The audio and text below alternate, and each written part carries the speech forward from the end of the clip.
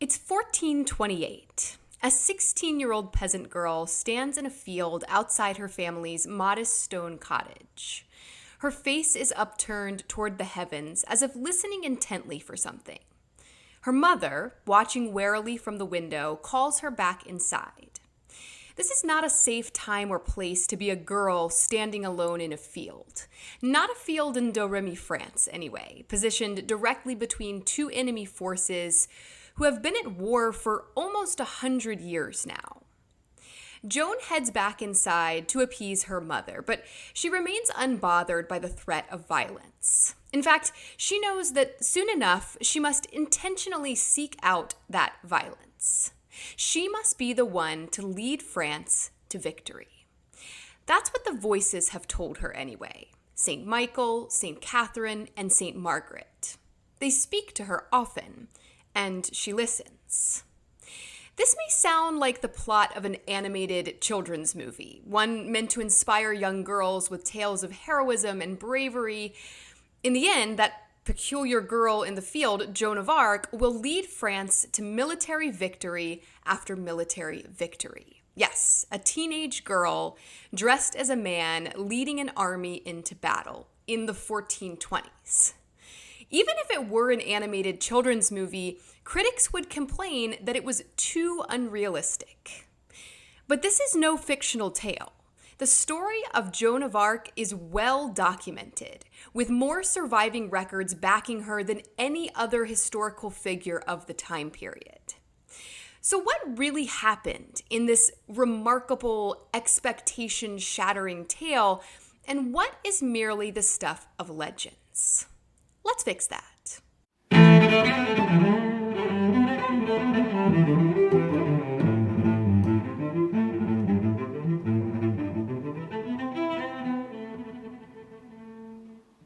Hello, I'm Venmo LaFountaine, and you're listening to History Fix, where I discuss lesser-known true stories from history you won't be able to stop thinking about.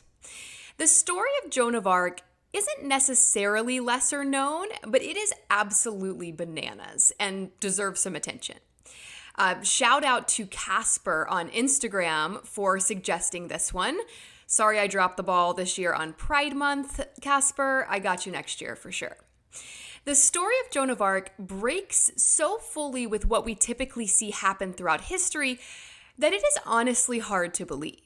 It's hard to believe that this actually happened, and yet we have solid documentation, like legit documentation that it did. Helen Castor writes for History Extra, quote, "We know her story so well because of the survival of two remarkable caches of documents. Her case was heard in court twice over. One trial in 1431 condemned her to death as a heretic, and the other, completed 25 years later, cleared her name. In the transcripts, we hear firsthand testimony from Joan, her family, and her friends. What could be more revealing?" End quote. But there's still a lot to sort out here. There's still a lot to fix. Castor goes on, quote, "But all is not as simple as it seems. The memories recounted by Joan and those who knew her were deeply infused with the awareness of who she had become and what she had achieved. In many ways, then, her story is a life told backwards. Not only that, but at almost every point, there are discrepancies between the accounts of different witnesses, and sometimes within the testimony of a single witness, including that of Joan herself." End quote. So, let the fixing begin. To understand the story of Joan of Arc, you have to understand what's going on in France at the time, late 1420s. And actually, the story of what's going on in France at that time goes back almost 100 years at this point, the 100 Years' War. The 100 Years' War actually lasted for 116 years, and it was an ongoing dispute between England and France over land and specifically over control of the French crown. France and England are longtime frenemies, kind of like Spain and England. They loved to intermarry with each other's royalty, but then also go to war with each other at the drop of a hat. So the 100 Years' War started all the way back in 1337. And it started because all of the intermarrying going on between England and France started to cause some drama, right? So what happened was in 1337, Edward III was king of England. But Edward III was also the grandson of the French king, Philip IV. Edward's mother, Isabella, was Philip's daughter, and she, as a French princess, had been married off to the English king, his father, Edward II. So King Edward III of England was King Philip IV of France's grandson. So Philip IV dies. No worries. He has 3 sons to succeed him to the throne, which they do, each only ruling for a few years before dying without any male heirs. So the youngest of Philip's sons dies, no male heirs. Who's going to be king next? Well, logically, normally, that would be Edward, right? Philip IV's grandson and the nephew of the most recent king. But Edward gets passed over, presumably because he's already king of England. Bit of a conflict of interest there. And they put a cousin on the throne instead, Philip of Valois. They claim that Edward can't be king because he's only related through his mother. And women, of course, can't pass on succession because they don't themselves possess it. Something stupid like that. But really, it's because Edward is the king of England and France did not want an English king, understandably. Edward's not happy about this, and he retaliates by starting the 100 Years' War. Bit of an overreaction, possibly. Like, you're already the king of one major world power, but whatever. I mean, it's not totally his fault. He's kind of like, get out of here, Philip. I'm actually the king of France. And Philip is like, nah, how dare you even say that? Now I'm going to take over this random duchy that England controls in France. And then Edward's like, oh, no, you don't. And he invades France. And that's how the war starts. Basically, it's like a family feud. And to be clear, it's called the 100 Years' War, but it wasn't like nonstop fighting for 100 years. There's long periods of peace interspersed in that. And initially, England was kind of killing it in this war. They are winning battles. They are taking French land left and right. In 1356, England captures the then King John II and holds him for ransom. So it got real at this point. This resulted in a treaty, because you can't be like kidnapping kings and stuff. It's gone too far. It's gone way too far. And the treaty says that France pays the ransom, right? They pay the ransom, they get their king back, but Edward has to give up this claim to the French throne. He's got to let that go, but then he gets to hold on to a bunch of French territories that he's claimed. So everyone agrees to the terms. Everything's good for a minute.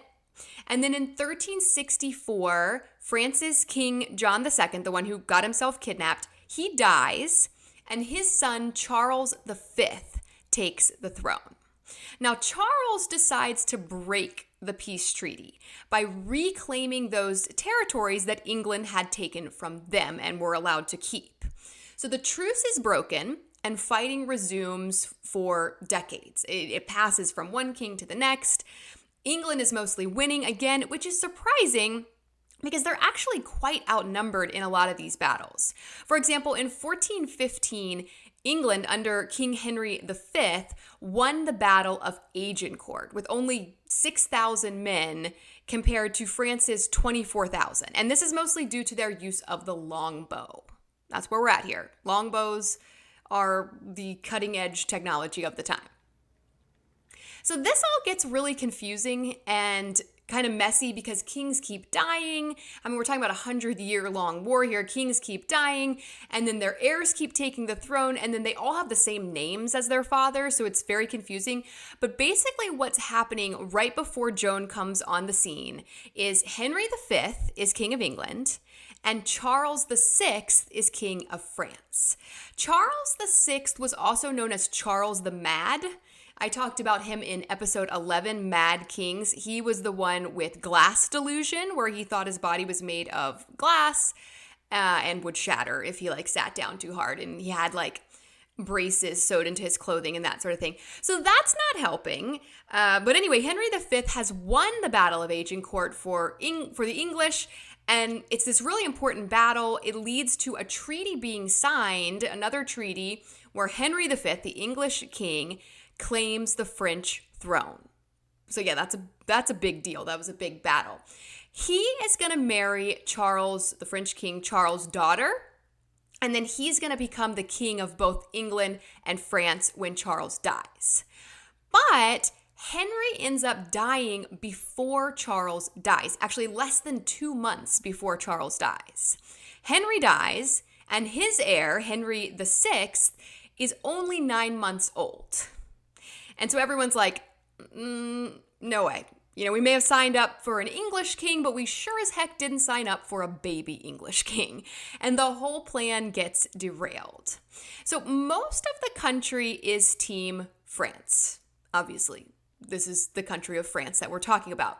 Most of the country is Team France. They want to put Charles' son, Charles VII, on the throne, who, by the way, has already been acting as king regent for the past few years because his father was clinically insane.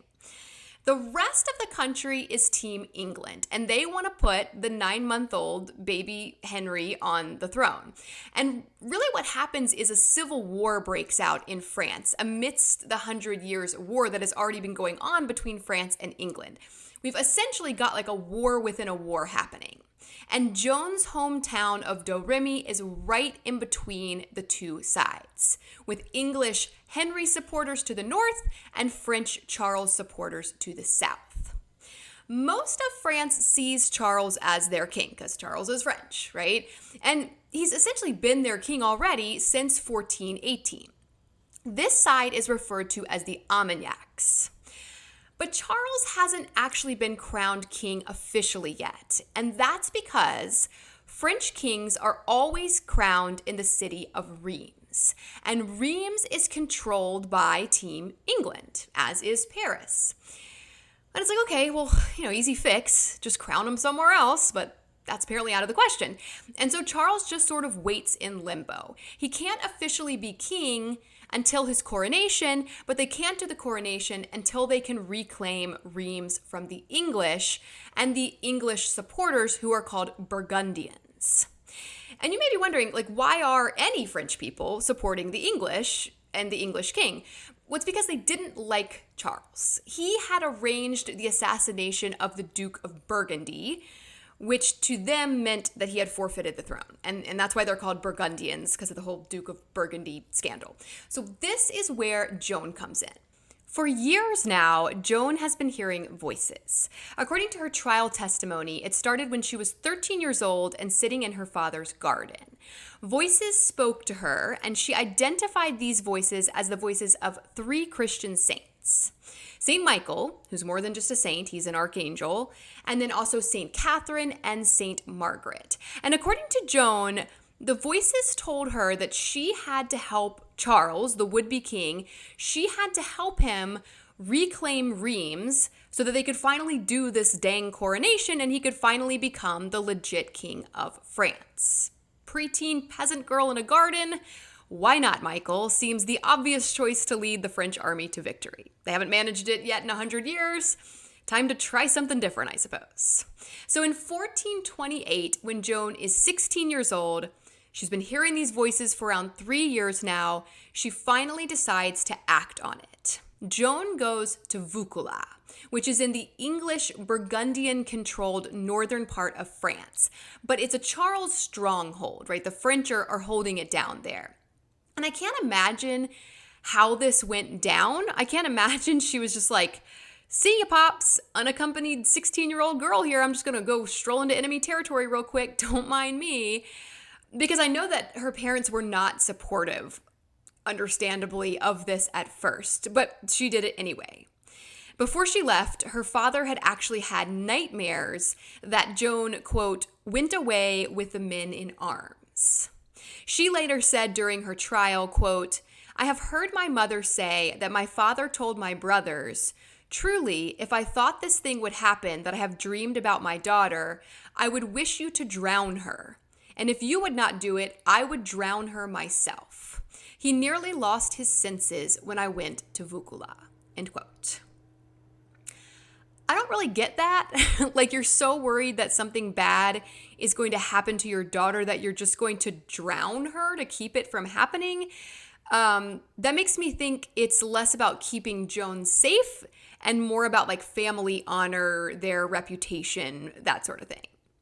Anyway, Joan goes to Vaucouleurs, this French stronghold, and she finds the captain of the garrison there, and she tells him, presumably, about the voices and about her mission, what she's supposed to do, how she's supposed to help Charles get to Reims to be crowned King of France.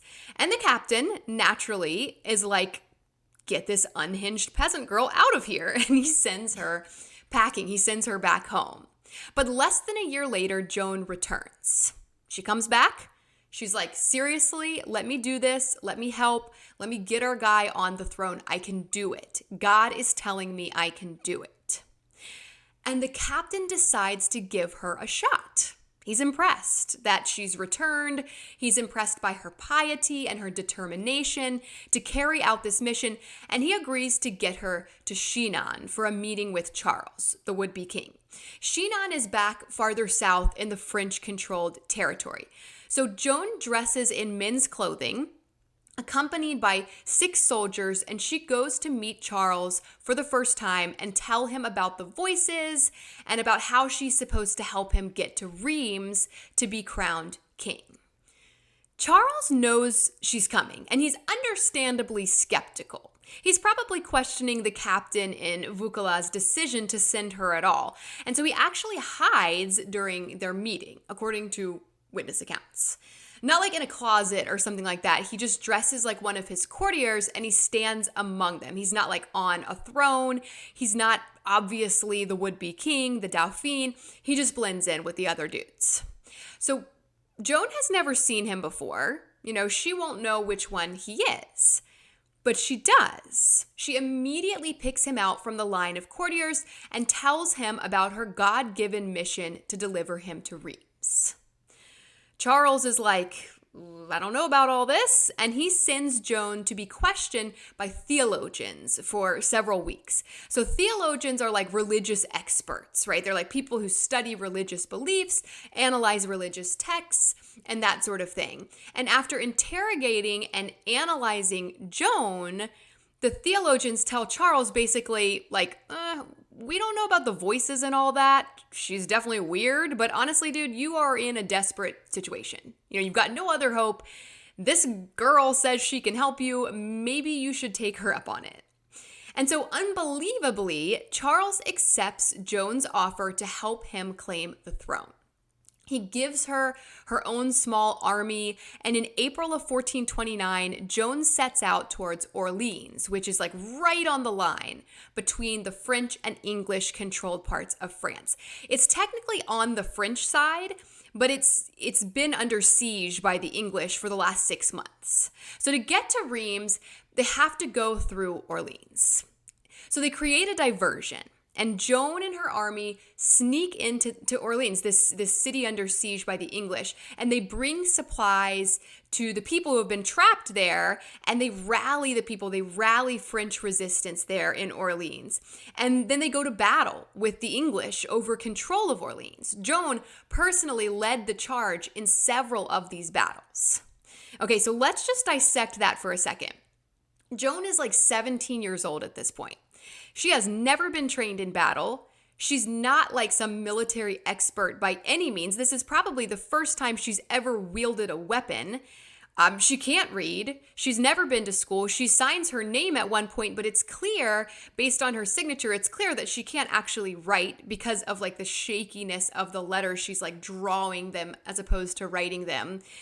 She doesn't even know these people, right, that are like in her army. And yet she's leading them. She's leading this French army successfully in battle again and again. On May 7th, she is struck by an arrow. She quickly dresses the wound and returns to the battle, which she wins.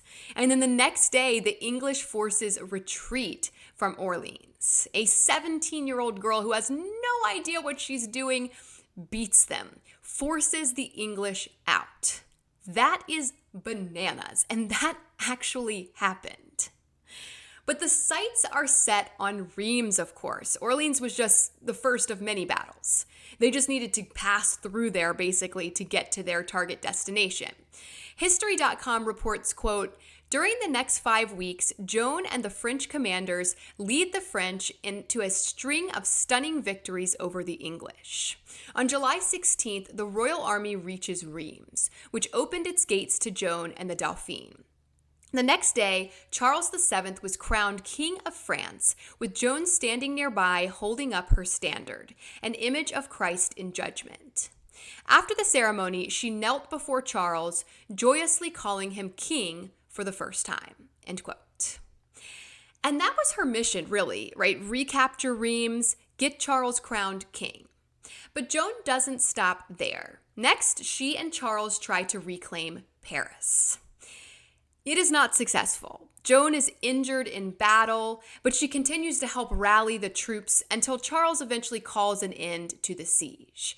And soon after, she leads another smaller campaign that does successfully recapture the town of Saint-Pierre-la-Moitié. And Charles gives her and her parents and her brothers even at this point titles of nobility. I mean, it was the least he could do, right?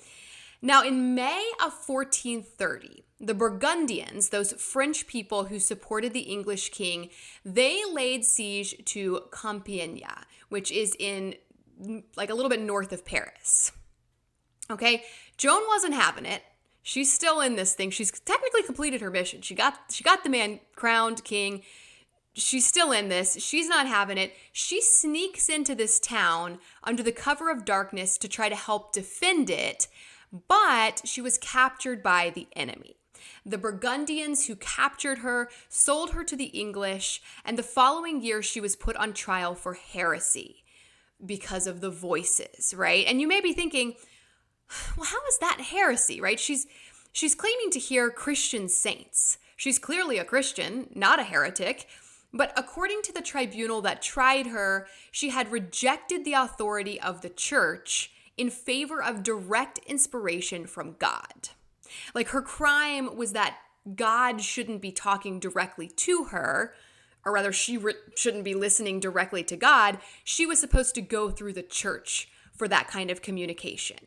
You know, how dare she cut them out, this unnecessary middleman who so often skewed the message anyway. That's what they're mad about, on paper. And the more Joan talks about these saints, trying to convince them of her piety, the more they see her as essentially a witch, right? These weren't saints that were talking to her. These were demons. This was the devil. But also, like, this is the English accusing her of this. And Joan has been kicking their butts in France. She got Charles crowned and everything.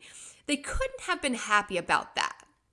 I mean, can you imagine getting beat by a 17-year-old girl, the mighty male-dominated English who have been mostly winning this war for 100 years? Now here comes this girl out of nowhere, and the tide starts to turn. Something absolutely had to be done. Joan stands her ground at the trial. She's like, yeah, the saints talked to me. They told me to do it. That's why I was successful. It was ordained by God. And of course, this justification, this confession, is just making her more and more guilty in their eyes. And she is sentenced to be executed by burning at the stake, which is the punishment for heresy. Joan is horrified at the sentencing. She thinks the whole time, she's proving herself as a good Christian, the best of Christians, right? A Christian whose faith is so strong, the saints speak directly to her. But to the authorities, she's akin to a false prophet, a witch led by the devil. And so she's sentenced to burn alive. Terrified of this fate, Joan recants. She's like, never mind, forget what I said about the voices, that didn't happen. And her sentence is changed from death by burning to a life sentence, which is referred to as perpetual imprisonment. And part of this was her agreeing to dress like a woman again. They were like, we'll let you live, but don't you dare do the cross-dressing thing anymore.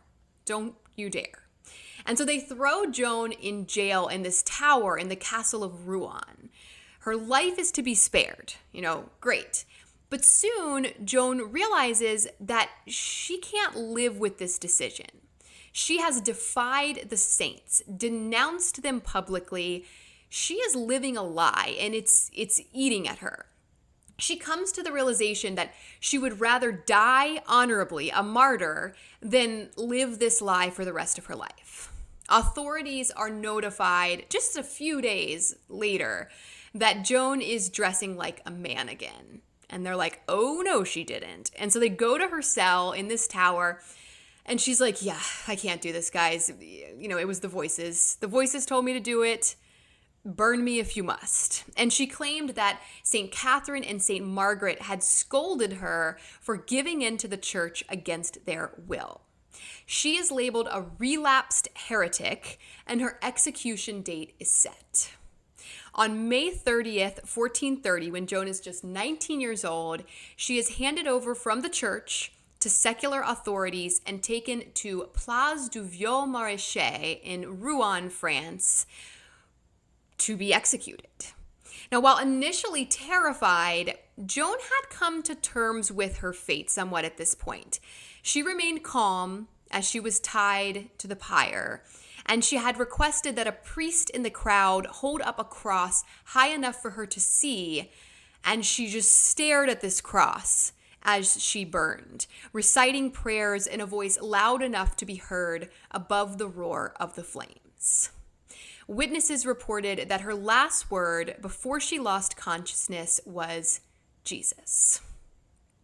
Now, according to the witness report of a cleric 25 years later, when Joan was retried posthumously, her heart remained unburned after her execution, despite the best efforts of the executioner. Later, the same guy reported that a white dove had been seen fluttering from the flames as Joan breathed her last breath. And so we start to see little bits of legend grow from the very real story of Joan of Arc at that second trial 25 years after her death. But this makes sense when you look at what ultimately happened with the 100 Years' War. By 1453, so 22 years after Joan was killed, Charles had reclaimed all of the land taken by the English except for one small city called Calais. And despite all of the major mini English victories, the French ended up winning the 100 Years' War. And this ultimate victory was credited in part to Joan. She had gotten Charles crowned as king just as she said she would. She had led the French in unbelievable victories, sent by God, ordained by the saints, died a martyr to the cause.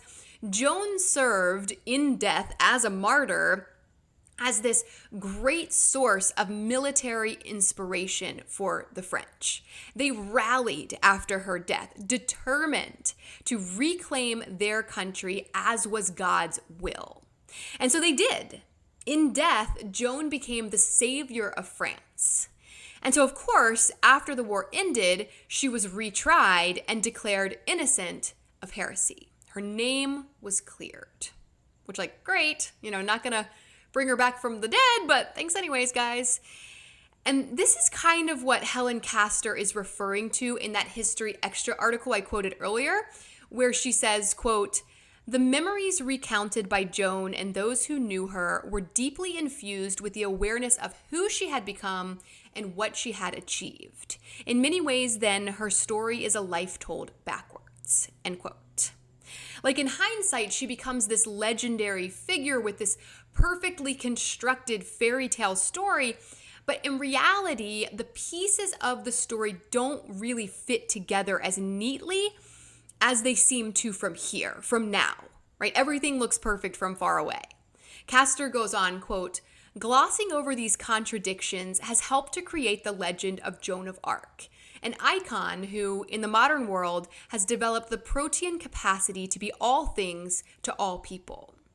But if instead we trace the evolution of key elements in her story through the evidence of the two trials, we get closer to the real Joan. And she, a roaring girl who, in fighting the English, took sides in a brutal civil war, is every bit as extraordinary as the myth," end quote. According to Castor, citing the trial records, the voices, Joan hearing the voices of the saints, wasn't as big of a deal at the time that this was all playing out. People weren't like, oh, she hears voices, let her do whatever she wants. That's not how it went down. According to Castor, there is no surviving evidence to suggest that Joan even said anything about hearing voices of saints at all initially. This didn't really come out until she was put on trial in 1431. But then again, we know Charles sent her to be interrogated by theologians, so there had to be some mention of this being a mission from God. And a mission from God always comes with a sign. To the theologians, Joan claimed that the sign was that God would allow her to lift the siege of Orleans in order to get the king to Reims, and so they decided to give her a chance to test out this sign. And of course, she was successful. They saw the sign. Now later, when she was tried by the enemy, they too asked for a sign that she was on a mission from God. And she told them that an angel had come to her while she was at Charles' court at Chinon and given her a golden crown, so finely wrought that no earthly goldsmith could have made it. She spins this fantastical tale about this angel and this golden crown, trying to prove herself not a heretic, which actually backfires and proves it more and more in the court's eyes.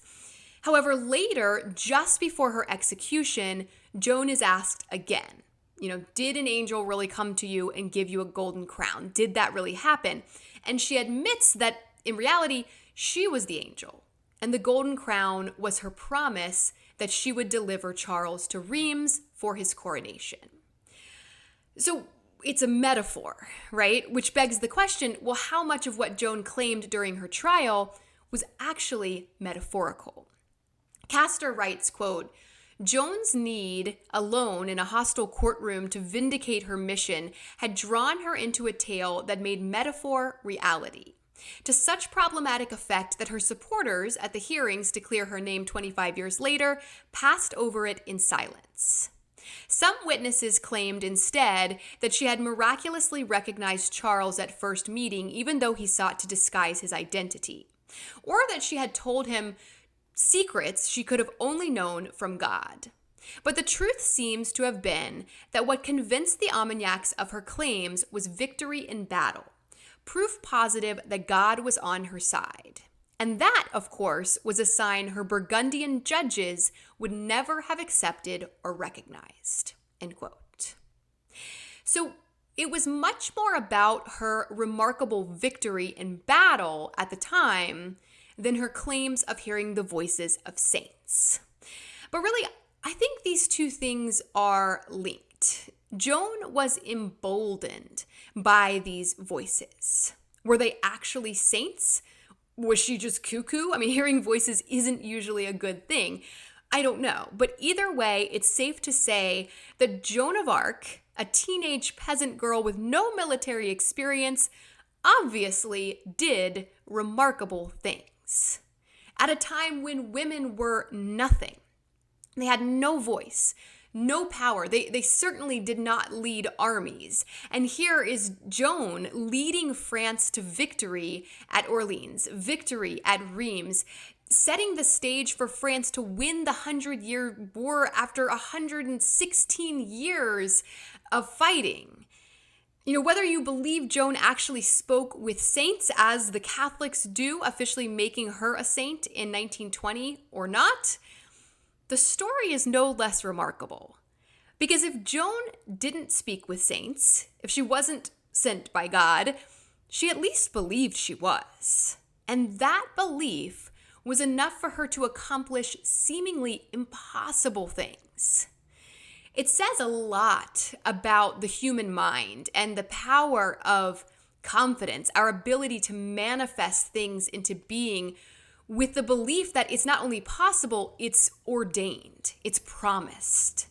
Joan believed she could, and so she did. Just as remarkable as her success, though, is the fact that she was even allowed the opportunity to try.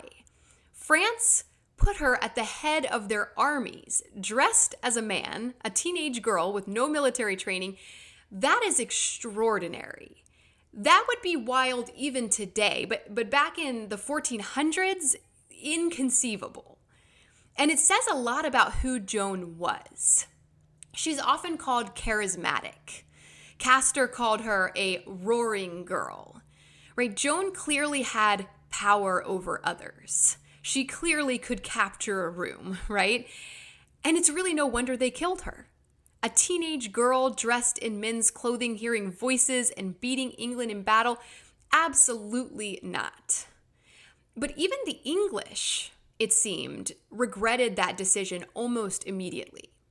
At Joan's second trial, 25 years after her death, witnesses recounted that French and English alike wept as she burned, moved by her suffering, overwhelmed by the enormity of what they had done to her. Saint Joan of Arc, the peasant girl from Domremy who turned the tide of the 100 Years' War.